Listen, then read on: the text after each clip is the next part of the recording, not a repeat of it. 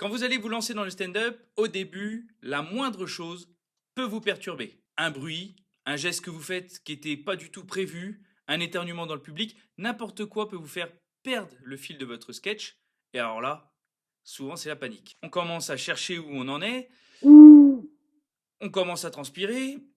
Plus on transpire, moins on sait où on en est. Moins on sait où on en est, plus on transpire. Enfin, t'as compris, le trou de mémoire, ça peut vite être le cauchemar de tous les comédiens. Je vous donne rapidement 3 astuces qui vont vous permettre de limiter ces trous de mémoire. Premièrement, je vous conseille au moment de l'apprentissage de votre texte de l'apprendre en condition de scène. C'est-à-dire qu'on répète debout, on applique une gestuelle à peu près équivalente à celle qu'on aura sur scène. Pourquoi? Pour ne pas être parasité par nos propres gestes ou par nos propres mouvements. Ce qui fait que tout votre corps va s'imprégner lui aussi de votre texte.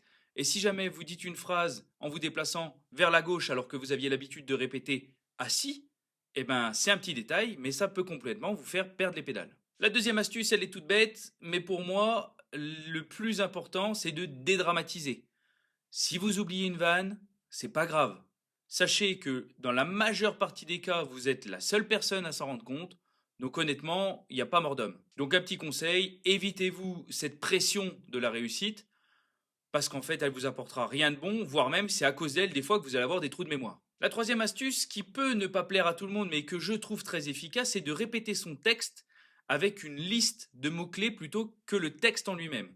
Je m'explique, vous pouvez faire une petite liste d'une dizaine ou quinzaine de mots, où chaque mot représente quelques vannes, un ensemble de vannes, ou alors un paragraphe entier de votre sketch. Et quand vous serez sur scène pour la première fois avec un sketch tout neuf, ça vous évitera de vous dire « Attends, c'est quoi déjà le mot après celui-là ?» Vous vous direz plutôt « Attends, je sais que je vais parler des plombiers, après je parle des fuites d'eau. Ok, boum, on y va. » Et même si vous savez ce que je pense des humoristes qui montent sur scène avec leurs notes, sachez que vous avez tout à fait le droit de prendre cette liste de mots et de la glisser dans votre poche.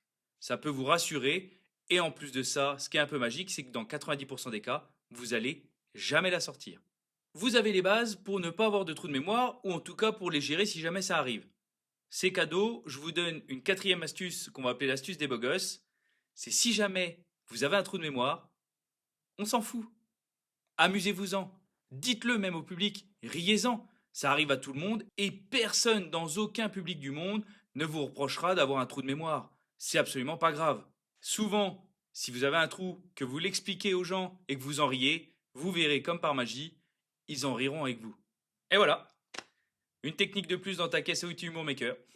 Donc si jamais t'as aimé cette vidéo, bah t'hésites pas, tu nous mets un petit pouce bleu, tu t'abonnes, tu nous mets un commentaire, voilà, t'en parles aux copains. Sache d'ailleurs qu'Humour Maker, c'est la seule chaîne sur YouTube qui va t'aider à démarrer ou à progresser dans le stand-up de manière 100% gratuite. Je te remercie pour le temps que t'as passé sur cette vidéo. Je m'appelle Jérôme Favier, je suis comédien humoriste depuis plusieurs années maintenant, et je te dis à la semaine prochaine.